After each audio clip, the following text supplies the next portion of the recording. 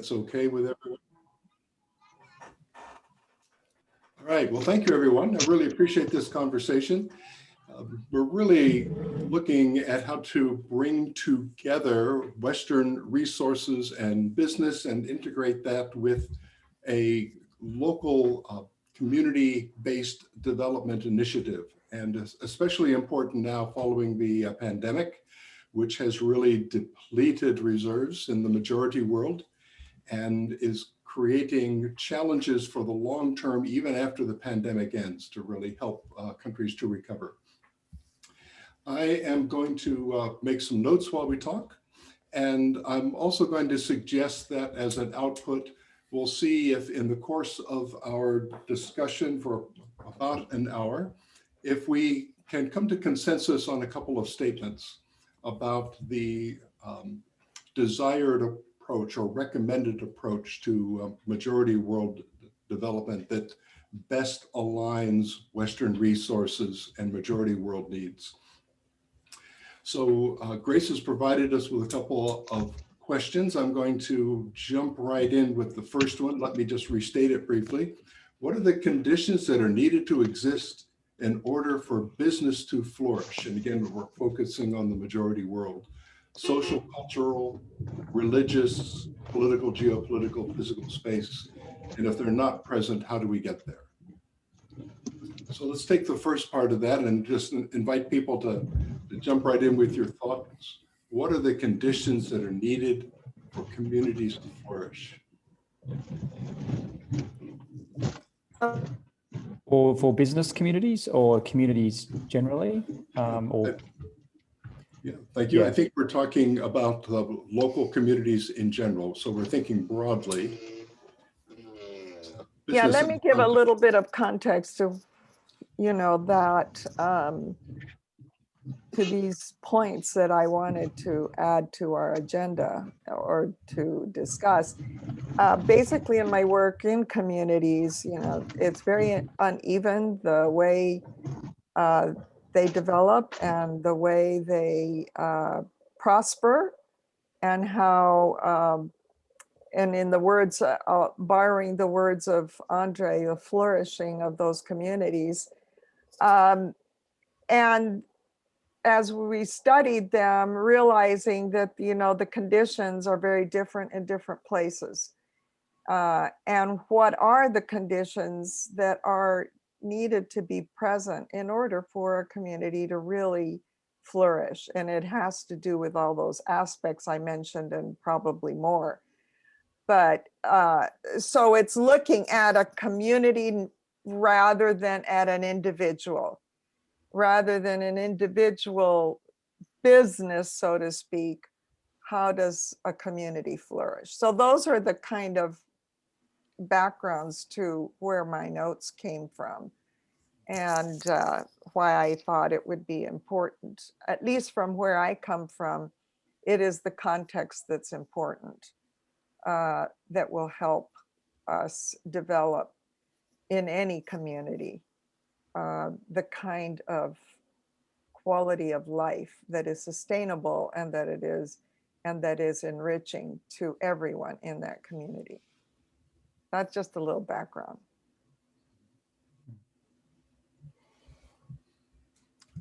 Would it be fair to say, Grace, that traditionally Western investment has added to that uneven development that's favored some sectors over others? Absolutely. Absolutely. And the way down at the last one is, is the whole issue of how we distribute money. And that's been part of our problem, that we have focused on giving and not looked at what is needed. In some situations, the political corruption really hampers any kind of flourishing, any kind of, or the bad health and infrastructure that really hampers any kind of development. And we've kind of ignored all of those, or thought of them only in terms of partial projects rather than looking at a whole community or neighborhood. Can I ask a question for, I guess, Martin and Mackenzie? In Australian culture, we have something called the tall poppy syndrome, which talks about the idea that everyone should be at the same level, like a field of flowers. And if anyone sticks their head up, you cut it off and you say, no, don't flourish too much. Don't get ahead of us, just stay at our level. And I'm wondering, that's common in Australia, where it's as though, there's no permission to flourish in Australia, in a business context often, and a social context. So I'm wondering, I've only been to Northern Africa and Southern Africa. I haven't been to Central Africa. And so I'm just wondering, is that a social dynamic? And certainly with Western aid coming in and giving of money, does that inhibit that permission to flourish as a social thing? I think in a general sense, what you see in Africa is that at the center of a community, it's not the individual, but it's rather the community itself. Because in Africa, the individual doesn't really exist, but it's the community that exists. But what you find is that when you have aid coming from outside, most of it is Western driven, it selects individuals and empowers individuals at the expense of the community.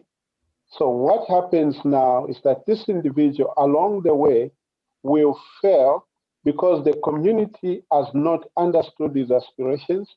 The community would want to share into his wealth creation that he has been empowered as an individual.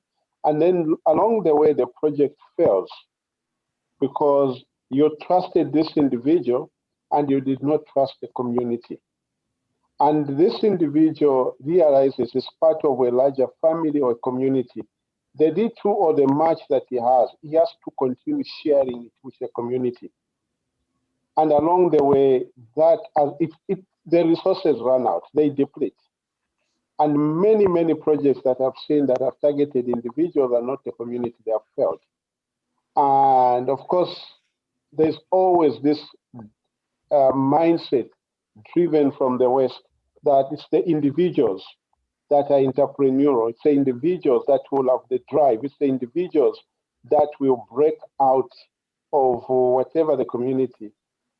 But in here, I think most of the focus is on the community. It's not on the individual. So it's either the community flourishes, the community is empowered, the community will flourish, and the individuals. So when you stand up as an individual alone, there are negative connotations to that. It's the witches, it's the wizards, it's the people that don't mean well to the community who want to stand out alone. Because what they do is more in the secret. They don't want to come out in the open. So it's really you tend to find that when an individual... Oh, you've gone on to mute. We've missed you, Martin. Yeah, what would happen if an individual flourishes so much away from the community? It tends to be looked at like it's some sort of black magic or witchcraft. How can you flourish away from the community alone? How did you break out to have all these things alone? And people start to fear to relate with you because you are not moving with your community aspirations. But when you get in the urban centers, you'd see that people really want to say, well, it's the individual, but still the dynamics are the ones that have come out of the rural, the African understanding of the world still controls the way things are done in the urban centers.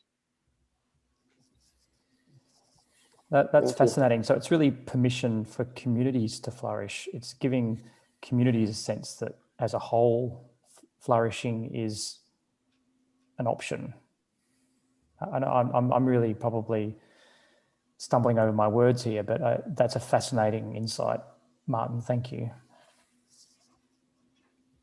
And is it a matter of permission, or again, if we think of Western development, is it the challenge, the difficulty of connecting with an entire community where it's far easier to identify a few key people, a few entrepreneurs, program directors?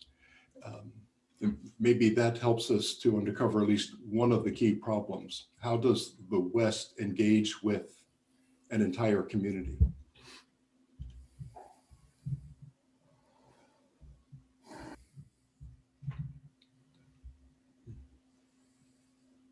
A couple of things. I think one is it would be good to kind of figure out how much of this problem we want to tackle, whether we want to kind of do it at the kind of the deepest, most fundamental sort of worldview framing systemic level, or whether we're looking at a kind of a narrower lens, because these are some very big, deep questions we're asking, and they're very important questions. But it may be that we're biting off more than we can chew. And I think kind of trying to figure out kind of where we land or where we focus might be helpful. But I think going back to Nigel and Martin's comments, I think as a Western culture in general, we have a very individualistic notion, and our capitalist system is based on that. In African culture, and again, these are big generalizations, but very much a communal approach. Both of these different approaches have some real strengths and also contain some real weaknesses.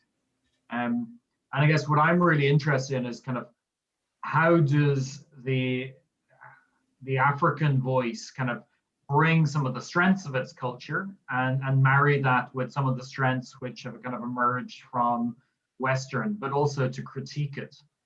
So what I see as being one of the really lost elements in Western capitalism is the notion of cooperatives. Cooperatives kind of flourished in a period after the Industrial Revolution, a kind of a way for the working poor to band together, to harness their collective entrepreneurial talents and get behind it. But it was about doing that together in a group. And certainly in Anglo-Saxon countries, so the US and the UK, that's by and large been lost. I think there's a kind of remnant of it in some of the kind of Central European countries. But I think it's a really interesting and underutilized approach, which I think could really work well in an African context if it was really kind of taken and owned and adapted for that context.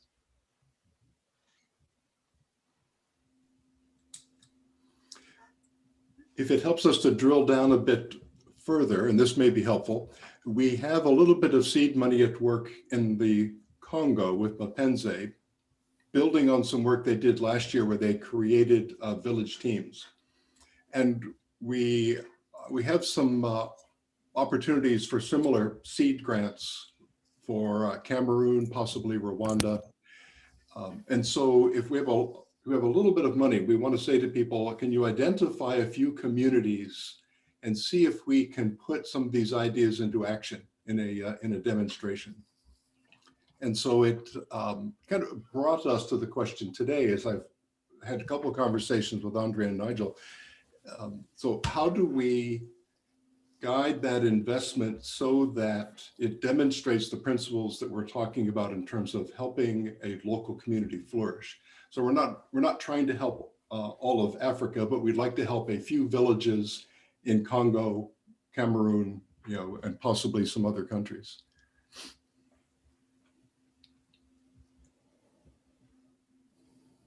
I'd like to give an example building upon the idea of cooperatives.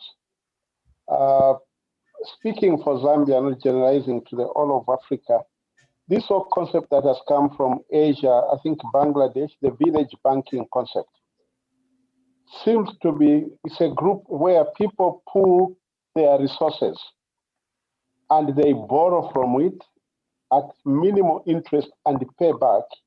So they either pay back weekly or bi-weekly or even monthly, and they are running their small businesses And along the way, as the village banking concept has been developing, it's actually challenging the traditional banking system because they are no longer having that money that the ordinary people would put in the banking system.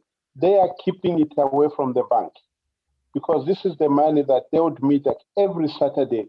They would bring it together, they would borrow from it, and now some of the cooperatives are owning huge sums of money because there are more and more people that are joining in. And from my church, there's a project we want to experiment with.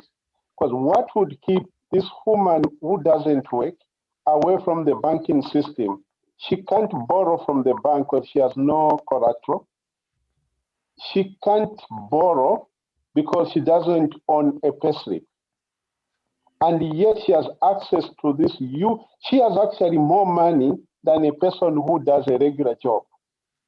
So now we're experimenting on how these groups in the cooperatives could generate bank payslips whenever they borrow, and they should have a statement that shows how much they are owning in the group, how much they are getting out every month, and discussions are starting to take place with the established banking system would recognize that, because that's what will put them in the mainstream financial system.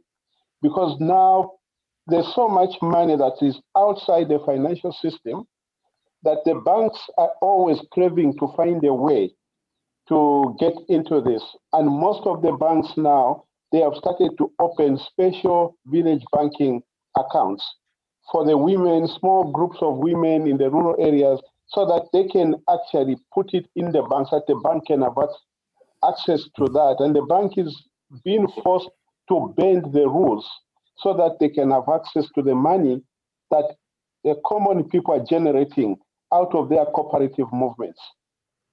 And it's becoming like a power tool, and the government is trying to explore what is really working, what is forcing the people to keep their money like this, because it's born out of a cooperative movement, and they trust one another at a community level. They can lend to each other, they can use, there are a few cases where people fail to pay back, but in most cases, I was reading a report that the success rate of the village banking is about 95%, compared to in the banks, during period of COVID and others, there are many people that are failing to pay back. But the village banking is still running smoothly, despite the challenges of COVID.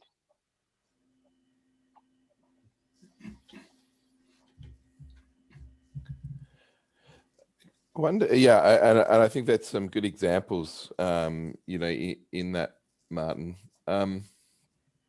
I wonder if we can take a step back, and we use the word flourish, and it's something we use a lot at the Center for Building Better Community, and it's kind of picking up around the place. But of course, flourish can mean a whole bunch of different things, and we can kind of explore that. I guess for me, where the idea came from was very much looking at the community work that I'd been involved in over a couple of decades, and sort of asking the question, what are we developing the community towards?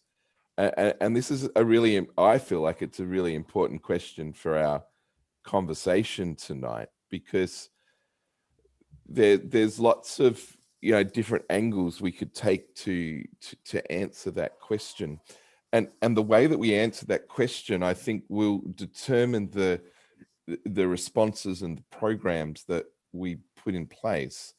So if we say that if we want to view a flourishing community through an economic lens, then that will very much determine the programs and the processes that we put in place.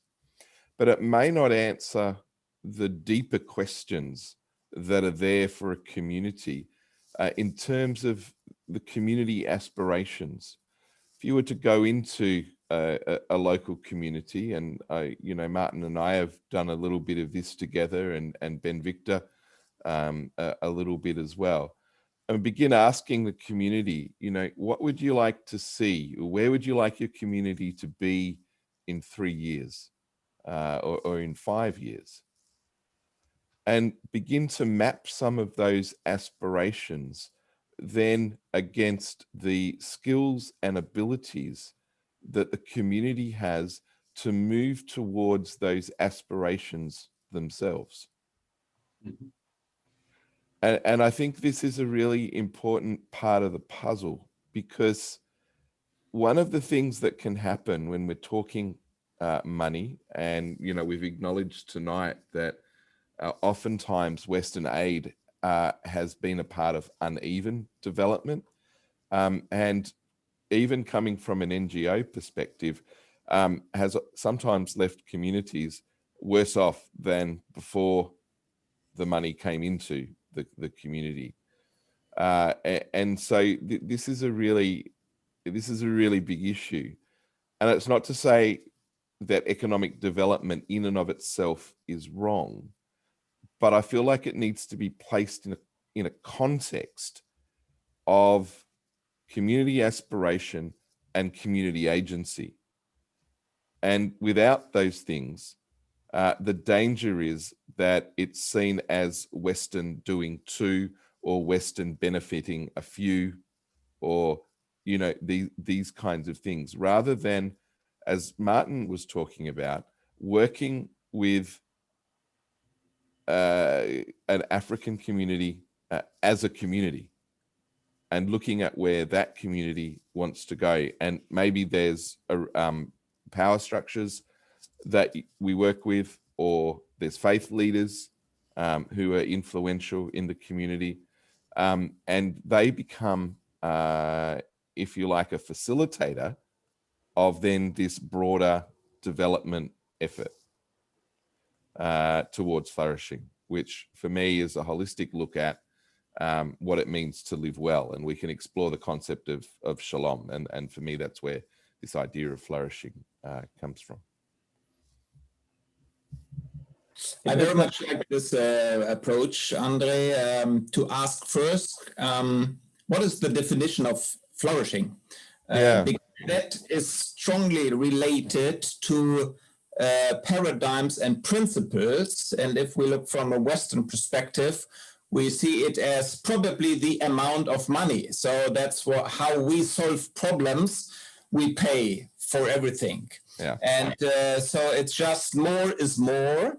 And probably we do need other paradigms, for example, in terms of the quality of relationship, the level of trust, the level of freedom, and some others, and to need some kind of measurements how to value this amount. So a community could be much richer than some Western communities with more money. So the amount of money and capital is not just the single criteria for flourishing. So I like this approach very much, and would like to emphasize this too.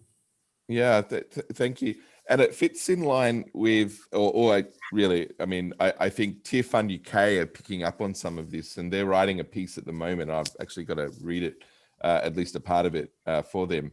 Looking at abundant Africa, and beginning to change the mindset that, Africa is this poor place that needs the Western help and needs this and needs that. But that there are actually, flip that on its head, and there are amazing things that are already there in the community. And as you're saying, through a different paradigm or a different lens, we might actually see richer communities than what we have, in the West, where, tragically, as an extreme example, it's not uncommon for someone to die alone in their house and not be missed. I mean, that's a form of poverty, and so we need to recognize that. But with the communal aspect that Martin's talking about, that sort of thing, I imagine, would be quite rare in an African, kind of context. So that's just an example. But for me, the lens that we look through is really important. Yeah. Can I ask if there's, in terms of the theological, I mean, the Centre for Building Better Community is a secular organisation, but just happens to be run by a bunch of Christians. You know, whether there's impediments in the context we're talking in from a theological perspective, a faith perspective, has the kind of US prosperity doctrine penetrated some of these contexts? Are these things problems that we're going to have to face? That I'm not blessed if I don't have a shiny car or a big house. Is this a problem? Martin, how does that play out in what you've seen? I think the tragedy of the church in Africa is that while it has been growing fast and everything, it has bought so much into Western theology that even salvation itself has become individualized, such that the church can be in a community that is not experiencing shalom. The church could have built a fancy building, everything around them is crumbling down, but the prosperity is just within the believers themselves. Yeah. And I think that is a challenge that we need to transcend theologically, to start to say, what does it mean when in the book of Acts you are told, you'll be saved, you and your household? Yeah. I know an individual needs to meet Christ. An individual needs to be born again, receive Christ, and live. And when I get saved, I live in this community that things are not okay. What is the role of the church? And I think that is the message that the African church needs to rediscover again, because it's a message you hear preached from the NGOs, but the church is not really having a very strong, theologically sound message of maybe shalom. What does it really mean for a church to be in an area where there's a civil war, where there's no reconciliation, where there's poverty, or where there's corruption, and yet your members are the members of parliament. Your members from the church are the ministers. Yeah. And then they are making decisions that don't favor the community. I think for me, that is the tragedy that of a theological paradigm that has been imported but never thought through. Yeah. And that's what the African church needs really to confront. Yeah, good one, Martin. This reminds me, Martin, of a story we heard at the Informal Settlements Consortium. I can't remember who told the story. Apologies if I don't think it was anyone here. I think it was Simon. No, it might have been Matthew Akeo in from Kenya. Nairobi. Yeah, in Nairobi, saying that this church in a village, the road was broken down and impossible to pass in a reasonably large village, urban centre. And they were seeking money to rebuild the road so that people could get to church. And all we could all think of in the consortium was, don't build the road. The church should be back in the community. People shouldn't have to go to the church on an expensive road when that money could be used in other ways. I mean, I'm not saying that the church should fall down and hurt people, but I'm just saying, there was an interesting, like that Western idea had really come in there. It's quite shocking. So theologically, it is interesting because we are again back to the paradigms. So do we have a Western lens and see it individualistically in the view of a single salvation? And is salvation just a matter of eternity to have the ticket for the heaven? Or is salvation far more holistic in the terms of the Old Testament shalom, which has, of course, a relevance for this life here? And so, and that's interesting about the teaching at church. And even church, what is church? Is it the building? Is it the money? Is it the power? Or is it the New Testament ecclesia, which is far more relational? So the quality of church is measured in terms of relationship rather more than in terms of wealth or whatever. So, So you're describing why the WEA cares about this. It's not only because we care about development. A lot of NGOs are doing that, better than we are. But we believe the transformation of the church and transformation of the community have to go hand in hand. And so how do we strengthen the church and in the process help it to become a stronger agent for the transformation of the community? And I think Mapenzi has been trying to make a comment. Yeah, thank you very much for giving me the floor. As I come to follow the brother Kapenda, and the other just comments. For us here in Africa, just activities of churches are very different from Europe, from America. And, just for me, I want to, maybe we can just convey the discussion just by including even the presence of COVID-19, because, things have changed just in churches. Since the appearance of COVID-19, things in churches have changed. You can see before time, we pastors in local areas, for example, where Alliance is functioning here in the Democratic Republic of Congo, we were able, for example, to collect some funds through offerings coming from church members. But since the appearance of COVID-19, things have changed. And some of the people are not again engaged in church activities. Once people have already lost their economic activities, then they lose hope to join church activities, because there are some people who have been joining church activities by contributing, by supporting some church activities, for example, development activities, to buy instruments, music instruments, or sponsor some rehearsal choir, to sponsor, for example, songs records. Then as they have lost their economic activities, then some people feel not to get again this courage to join church, as far as they don't have again means to sponsor or to assist some church activities. Apart from this, for example, in our country, we had about 3 months with the lockdown, and there were no church activities. And then the people, they were somehow accustomed to stay home during Sundays. They don't go to church.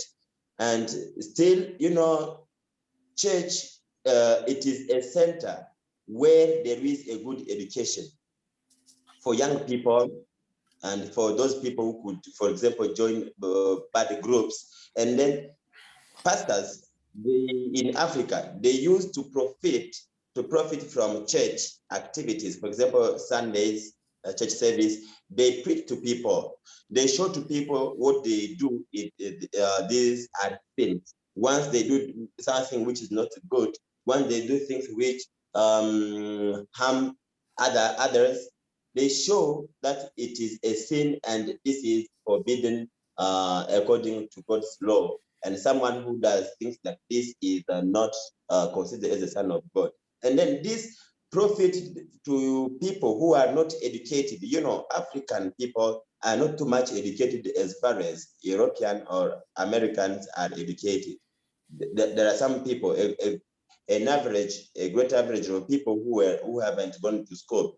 And then through churches, people profit to teach people what should be taught through some projects, because there are some projects in charge of educating people, sensitizing people on education, on just street education. But churches were sustaining, were helping in such projects for free by teaching people with, for example, outreach meetings.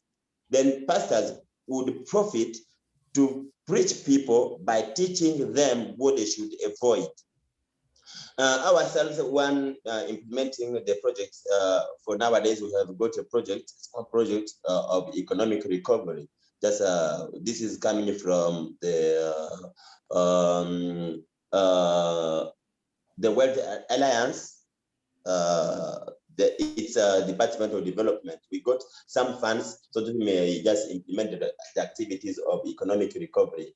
Even last year, while implementing these activities, we analyzed on the field that through COVID-19, there is a growth of banditism, of young people.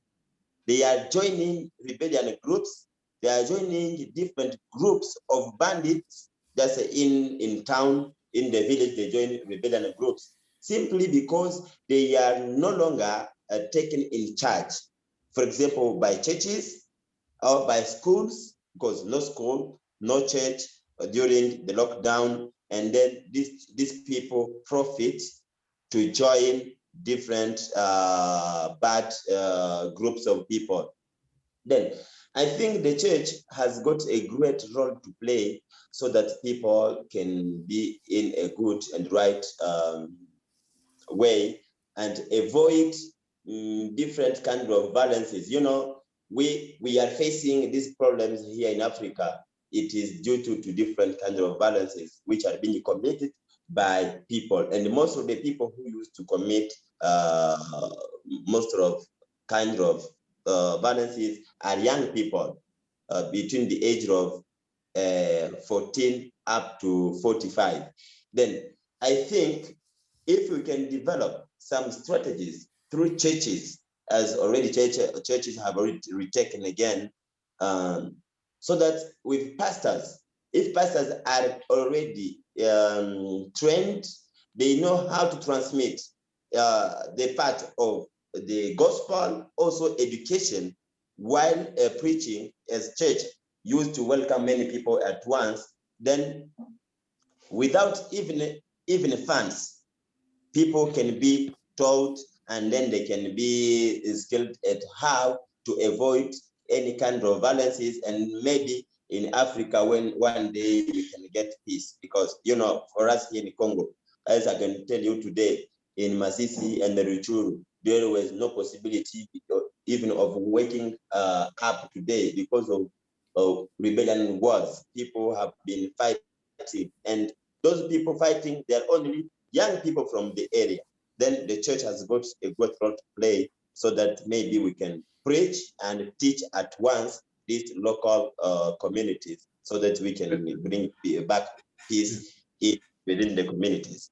Thank you, Betsy. I think you make a couple of good points, and the ones that stand out to me, one is the church can be a source for teaching these values and really emphasizing the conditions that we're saying here that need to develop. I think also the church needs to help to reach across groups in the community. And for some churches, that is a challenge. You know, it means working across boundaries, working across faith groups, even with non-faith groups. And, you know, that's one of the areas where I think we need to encourage and support the church, you know, in being the convener and bringing people together.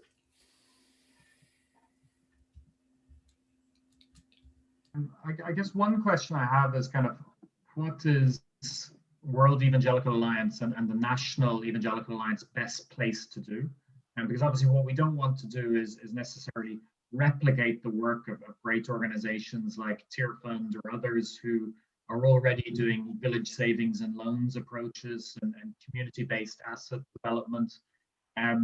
So I think the question is, what as a group are we best placed to do, and how do we kind of, if you like, amplify some of the really good stuff which we actually see already going on, as opposed to trying to do it by ourselves, because we neither have the resources nor necessarily the expertise or capability to do that. So I'd love to kind of figure out, as this group, where do we think the leverage point is, where with a relatively small amount of resources, we could actually have a significant impact on this whole space. Mm-hmm. Yeah. And just a brief comment, Ruben, that one of the things that I emphasize to the national alliances and also to the NGOs is that we do not want national alliances or the local church to become NGOs. We don't want to turn them into a world of tier funds or world vision. There are distinct roles. And that's part of what we need to teach is what are those different roles? And then how do we work together in a way that helps us all to do what we do best? Yeah, I've got a point, maybe just as the brother Ruben come to say, here in Congo, in our country, most of the churches are local organizations. They are registered by the state as local organizations. They are the so-called ASBEL. They are local organizations, and any church can, for example, implement any activity or project without any problem. Then, therefore, I think if there were possibility, for example, one day to have such a meeting with a globe. For example, you meet with the UN. You meet with the UN as Dr. David. You are a representative of the World to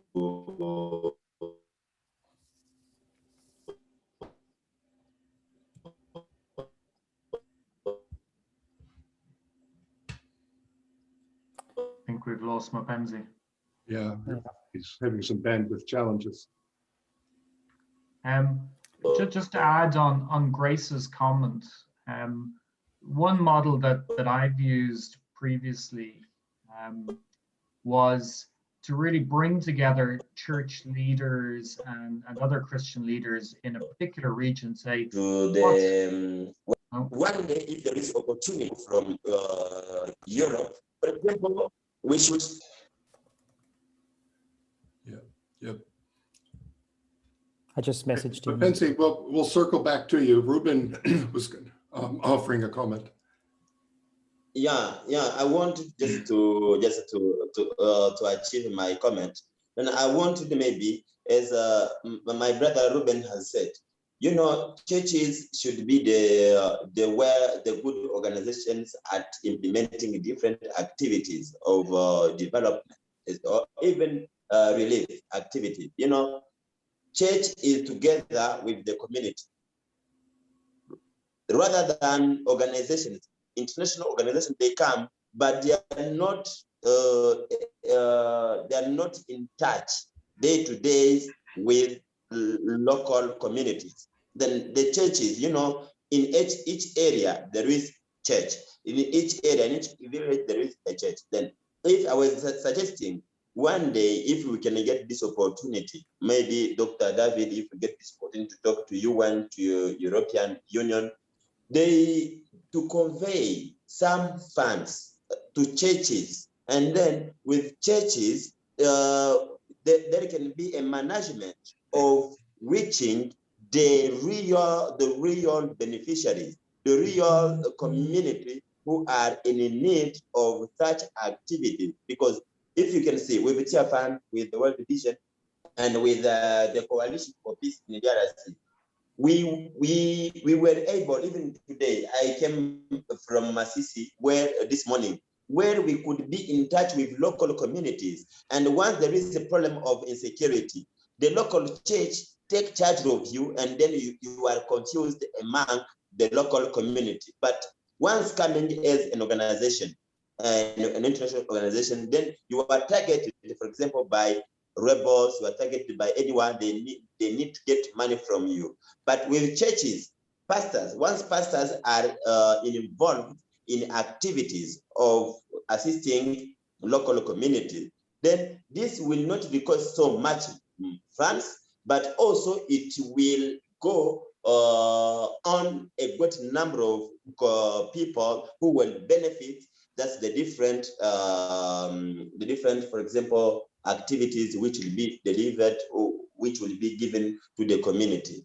Really, if there is possibility, advocate on behalf of churches instead of organization.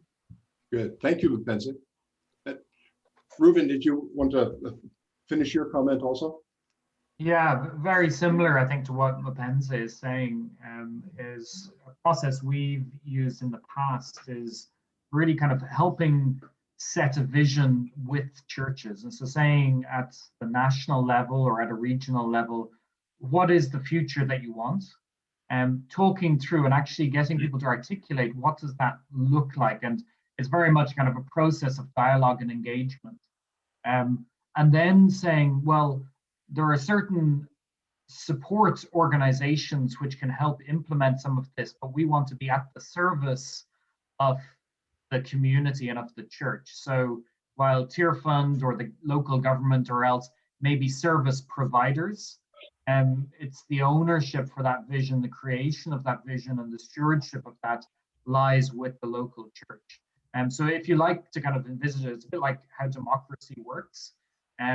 We have essentially elected representatives who try and steer the common good, but you have a civil servant or other organizations who actually deliver underneath that. And so it's reversing the power relationships which we typically see, which is kind of Western agencies who have money direct what's going to happen. It's switching kind of framework around, saying actually they're there to serve and they're actually being directed by a coalition of local churches. So I just wonder if a process like that might actually help and also articulate what does flourishing look like and kind of really help a really important conversation happen, but again, led by Zambians or Congolese or whoever, not led by us, because again, we can give our opinions, but it's their country, their future.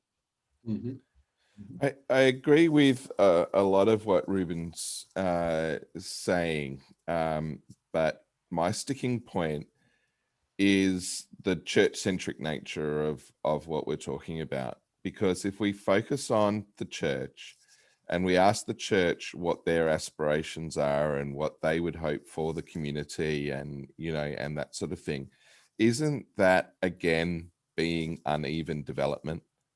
Because there's a broader community outside of the church who also need to experience the shalom that we're talking about, the flourishing, who may have some different aspirations, and they're not wrong aspirations. They also need to be taken into account.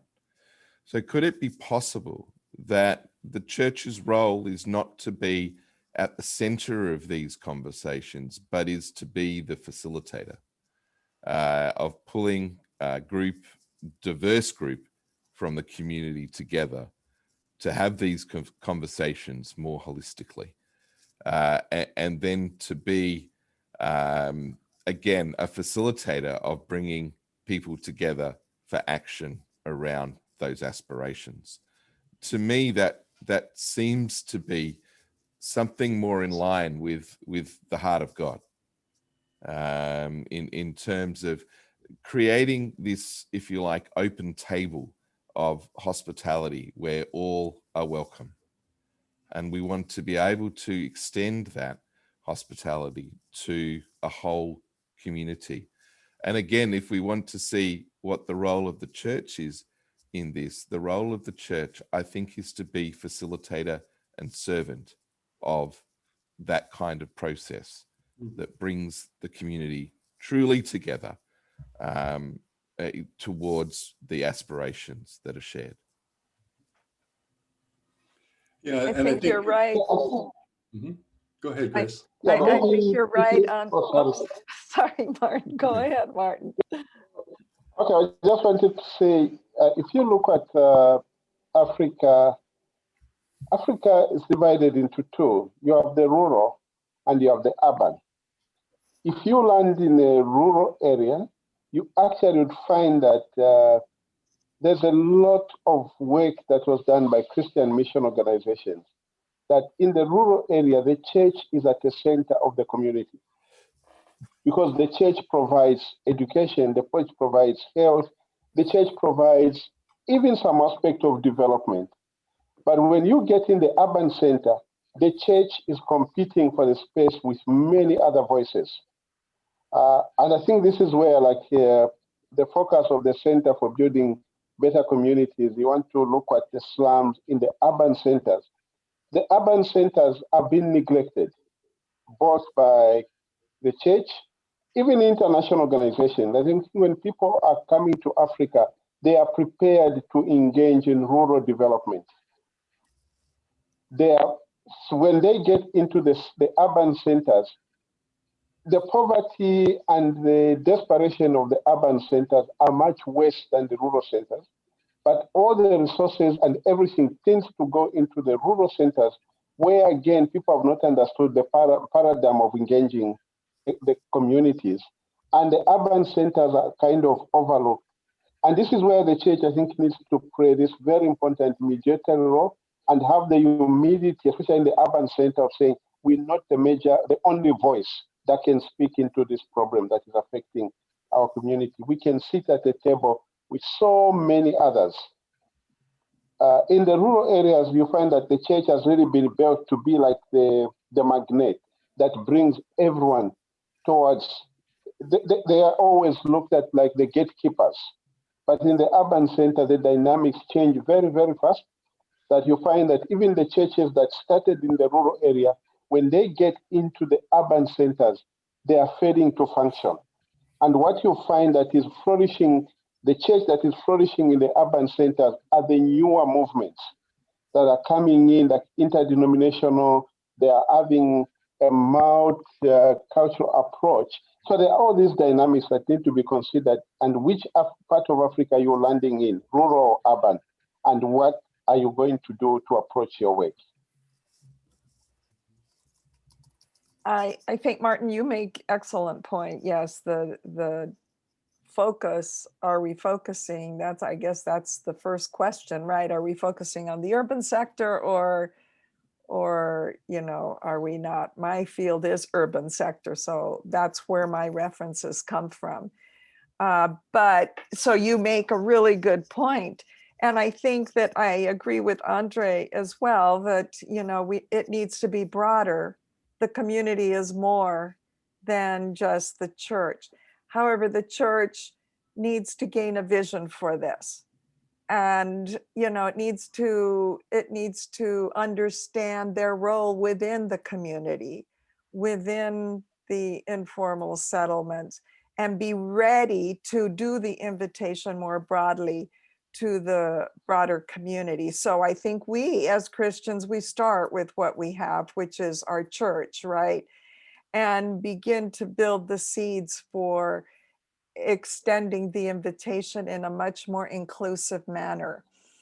In the case of LIA, which I referenced in the chat, Life in Abundance, when the invitation has gone out, like, for example, in one community within Kibera, there were 84 people who showed up from different organizations, different churches, mosques, etc., for this envisioning and discussion. But by the end of the time, only 12 were left.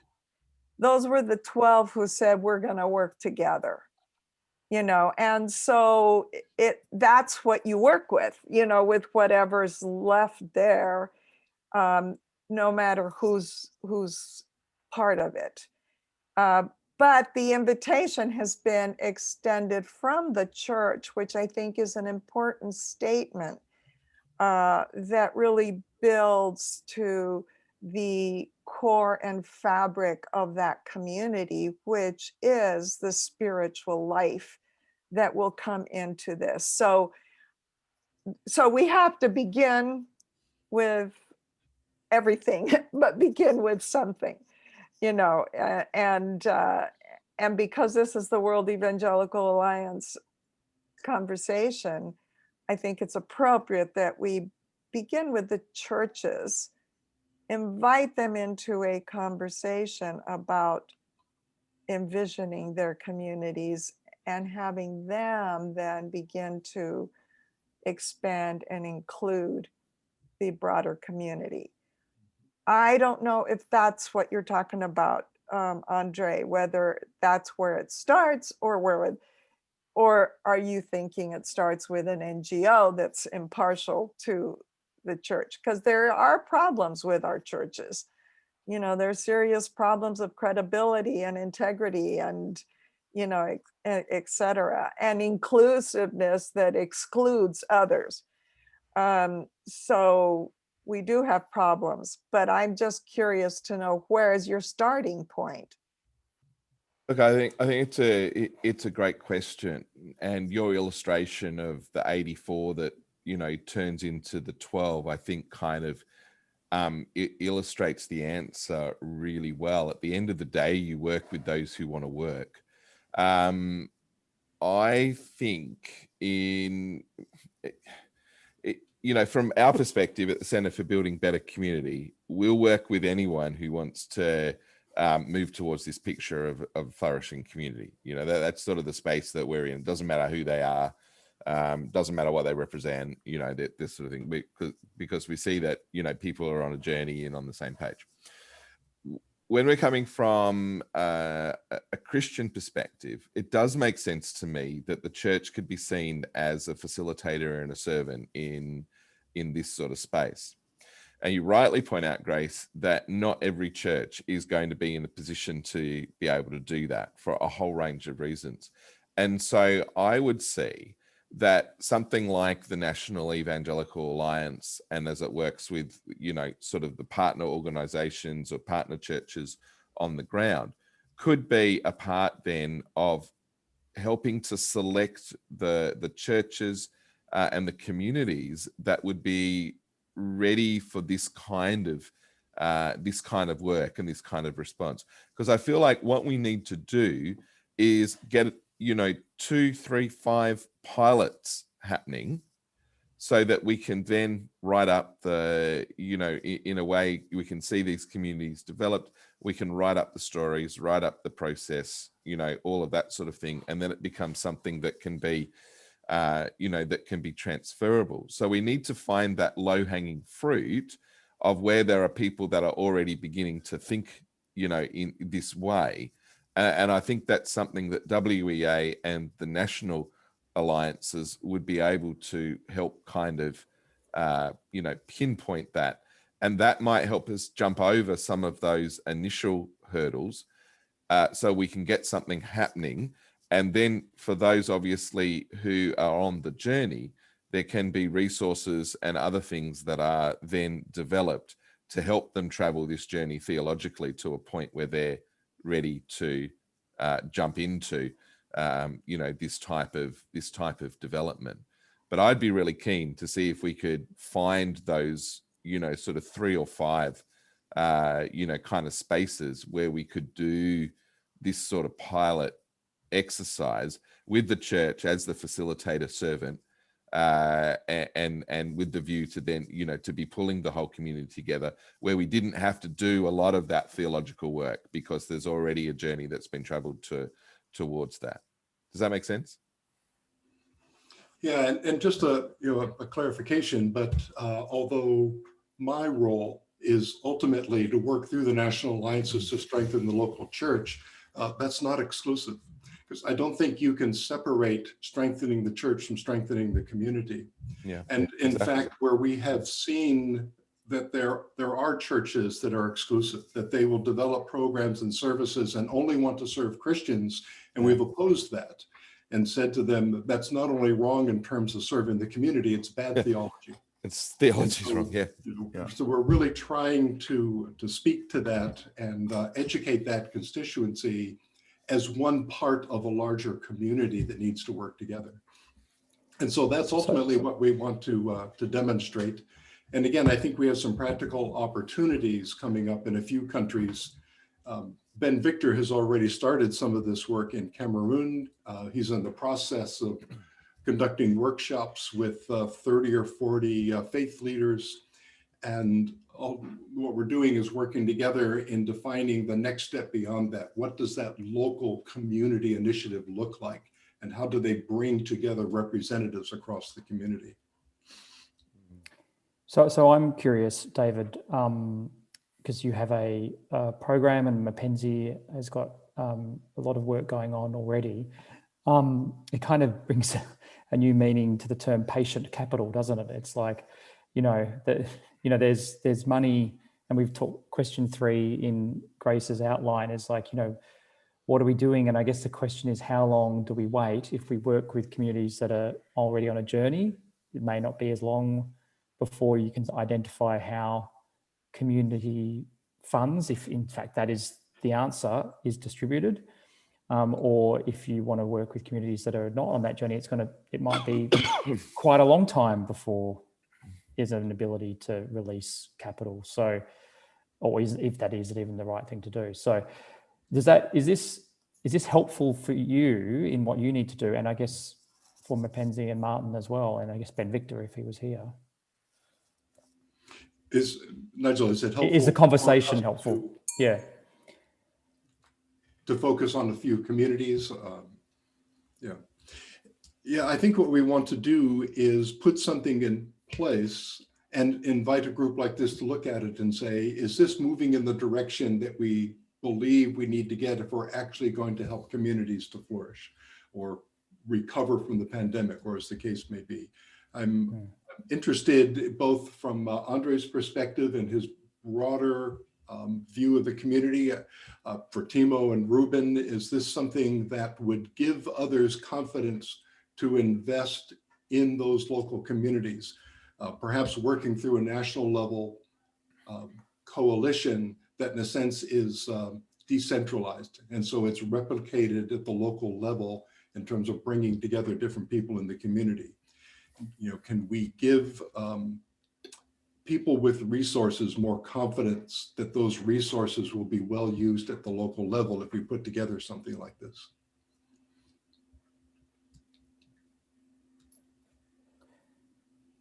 That was for Timo and Ruben.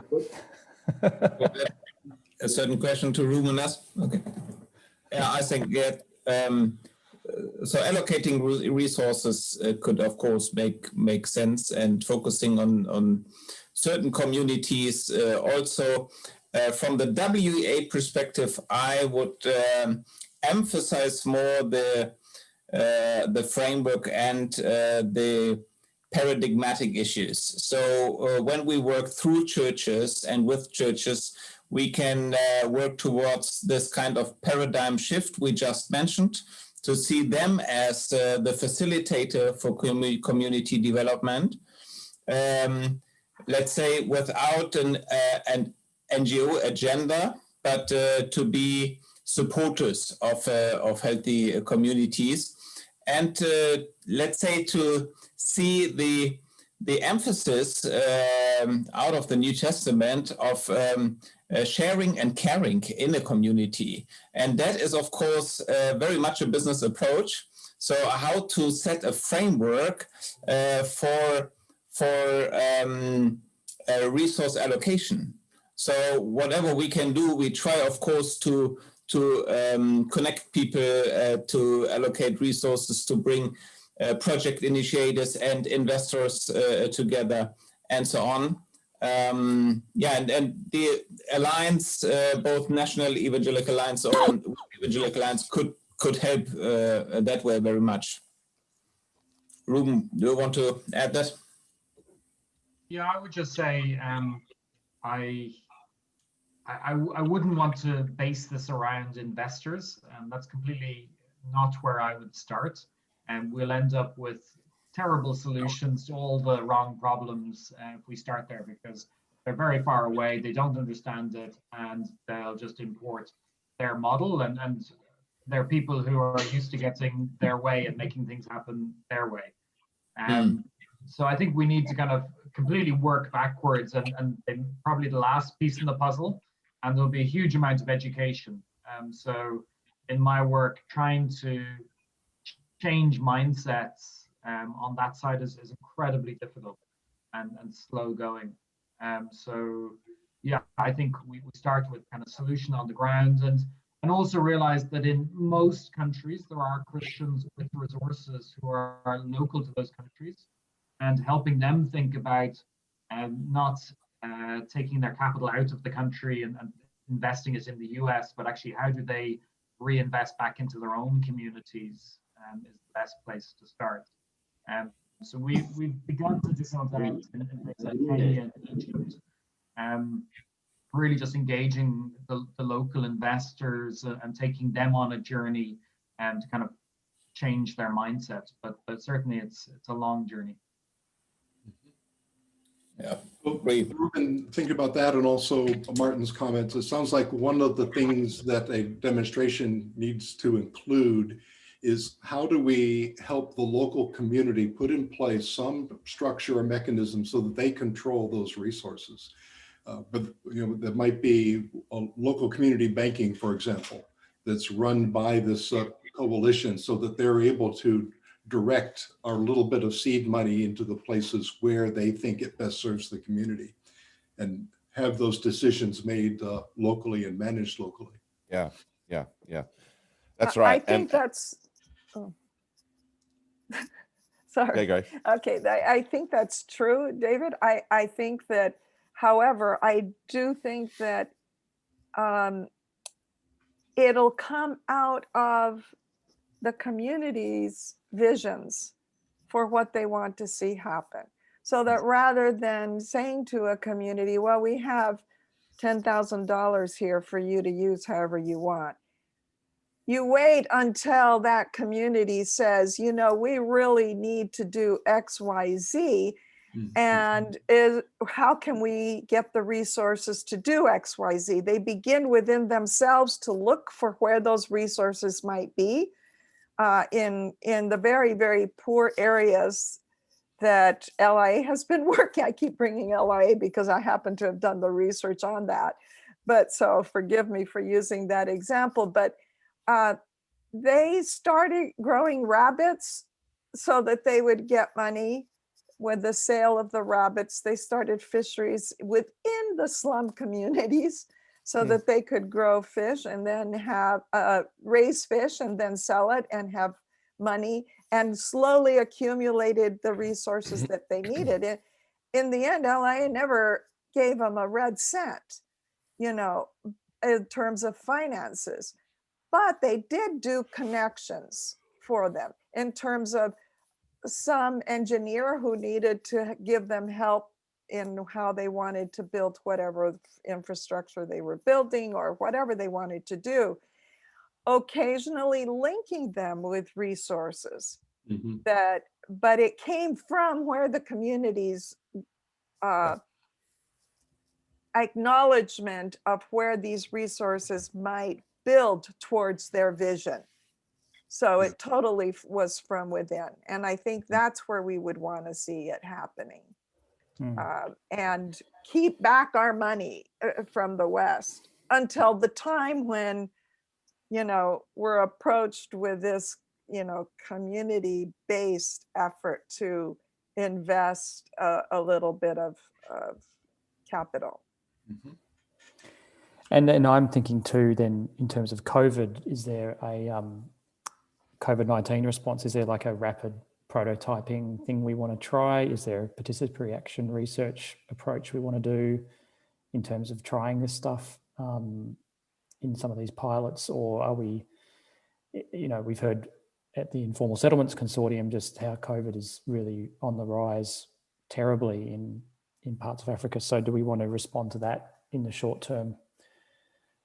With Mackenzie's project, I don't know. Yeah, I think action research, and however we would frame that, but we want to learn from this. So the point of the demonstration is to identify what works and be able to share that in a way that assists others. Let's take a comment from Mackenzie, and then so maybe we can talk for a moment about next steps. Where do we go from here? And we can begin to wrap this up. Yeah, Mackenzie? Yeah, thank you for the floor once more. I am very glad to have received the project manager, a demonstration project from WEA, just to demonstrate an economic recovery project in Africa, let me say in our country.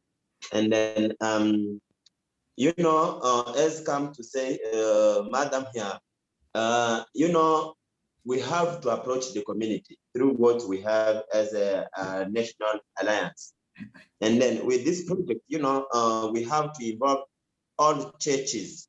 All churches have been involved where we implement the activity. For example, you know, we have got only few beneficiaries, but we bring together pastors together with local leaders of a given village, and then they are already aware of the activities to be done. Then together with them, we try to explain the role they will play during the implementation of the activities, what they will do during the activity, while the beneficiaries will be equipped. Then what will they do during the activities? Then after the church leaders and the pastors, they have been aware of what they have to do, then we give them the opportunity of selecting to help the coalition to select then the beneficiaries, as they are the ones knowing them. And then after selecting them, then they come as a demonstration that those people are, for us, for example, we are in a process of already training them. They are being trained. After being trained, then they are going to be equipped. That those people are going to be equipped. It is as a sample. It is a demonstration activity which they will demonstrate to other people. You know, local people have got some income. They have got also means to work with. They have got resources. There are some local resources, but the problem is that the how to canalize, how to teach people to exploit those local resources. You know, we shouldn't even only to stay at thinking how we can give people money, how to give them just activities, because we need also to teach people how to use the local resources. And then with this demonstration project we received from WEA, those 18 people in each village who are going to be equipped with income generating activities for economic recovery after COVID-19. Other people, their friends, another chain of people, they will learn from them what they are doing. Then also, if there is a possibility with as we ourselves have been learning from Andrew, from Andre, because we used to get some trainings. I used to get some modules from Andrew from better building for Center for Building better community. Yep. Mm-hmm. Yeah. Then I got some modules, some documents.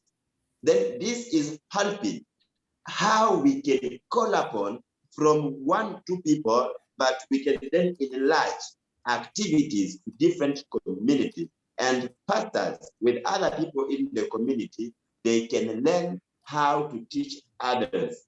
And instead of only to think how to be receiving, you know, trainings are better than equipping. Trainings are better than equipping, because you can equip people, but what you keep with them with will get end one day. But trainings will help people to use their local resources so that they can get development for a long time.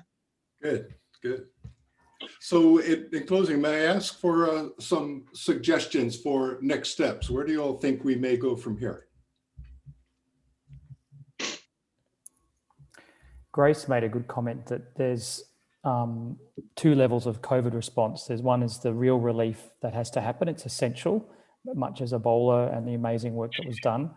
But then there's the other response, which is future sustainability and growth. So whether we want to separate them a little bit in terms of how we do the work would be a suggestion. They go together, but I think there's different expertise in the different parts of those things. Mm-hmm. I mean, we always talk about concept papers, Andre. We might write up a concept paper or something for David. Yeah, I'm just talking on private chat with Timo because I think it would be good to, to maybe, Timo, if you're open to it, maybe Nigel and you and I and anyone else that's interested could have a chat around that sort of thing, because that's what I was thinking about as I was messaging you, was the idea of coming up with a framework, which would be a concept paper. So maybe we could, we could work on that. Yeah. And I think it could deal with both the immediate COVID response and the future sustainability question. Yeah. Yeah, I mean, we've got some of that in the proposal that we originally put together with the informal settlements as well. I think in the current environment, what we do in a demonstration needs to be informed by public health requirements, because obviously that impacts, how the community is going to function. Yeah. But what we heard, it was interesting because, I mean, yes, of course, there's a rising wave again, and there's serious things in the African communities around COVID. But as we talked with the Informal Settlements Consortium, look, it came out that yes, COVID was significant and it needed to be addressed, but it was one thing amongst many. And there was a sense that yes, it might be exacerbating and making some things worse, but it couldn't be tackled in isolation. So it needed to take into account the broader things that were happening in the in the community. So yeah, it's a tricky one, but I think there's something in that. So I think it's not a COVID only response. It's looking at how you address that longer term kind of process with an eye to what needs to happen in the current space with COVID. Yeah. And to Martin's point, do we want to focus on urban areas, or do we need a framework for rural areas as well? Because they'll be very different, apparently. Different approaches. Yeah, I think in Cameroon, it's both. I think they're looking at Yaoundé, but also a couple of rural villages. But we would need Ben Victor to talk to us about that. Yep, and the role of the church, how church is in Cameroon compared to Zambia and Congo. But if you had a concept paper, I think that'd be helpful, and that could be a reference to incorporate into some of these proposals. You could riff off it, like if you had a concept paper, then you could riff off it for the context. So I think that's absolutely true. And I mean, after listening to the webinar earlier from UN Habitat, it is clear, their focus is so clear that, COVID has impacted, if you're talking about COVID has impacted the cities way beyond proportion of any other part of the country. So clearly the cities are going to be an essential part, particularly in Africa, where the rate of urbanization continues at amazing rates. So I would say the biggest framework is within the urban context, and then it can be adjusted to rural contexts in cases where that's wanting to develop, such as Cameroon. Yeah, and I actually think that our demonstration should be able to work with that. Yeah, Timo. In addition to this, mentioning the concept paper, I'm still working on a paper about a just economy in a post-corona time. So if you have interest to join, I'm now figuring out who could contribute to that, the titles of the various chapters and so on. So it could also be a project with the group of us or some of you. So it's just starting. We have the Salux Foundation in the Netherlands supporting that also to the EU, or promoting it to the EU politicians. They are consulting them, so it is valid also for the political level. So it's a current project we are busy with, and I would like to see some of you joining. Yeah, I think that that's really important also, because that's going to be part of disseminating a lot of this, is to produce documents, articles, books, and so on, so that there's a library reference for local church communities as we work with them. And by the way, I had a conversation with World Vision the other day, and they're open to talking about partnering to produce these kinds of things. And they have wonderful production facilities. So, that's another possible partner. Yeah, yeah. I like what you're saying as well, Timo, because I think as we look at these issues, we need to be thinking about the bottom-up approach, which we've been talking about, and the top-down approach. So it's creating an environment for flourishing. It's creating policies that lead to flourishing, and then it's also activating a community to work that way. So yeah, I'd be interested in what you're saying, particularly with the political focus in there, because I think it's a piece we often don't do well in the Christian space. And we need to be better at it. So yeah, that's fantastic. Would this group also be interested in talking together once we put together some brief proposals for these demonstration projects, and share those with the group, get some input from the group and so on? Yeah, yeah, of course. Yeah. So maybe for example, maybe in 2 weeks, we might convene again and take a look at how these demonstrations are coming together. So the work that we'd want to do with Timo, I think Timo's saying not really available to do much on it until the week of April 12. So that's when we could have our sort of first sub meeting. So I don't know if we'd have a lot in 2 weeks, but it might be useful. I don't mind the 2-week meetings because they do keep things hot. So I'm open to that, but just bear in mind there might not be a heap of stuff to report back on. Sure.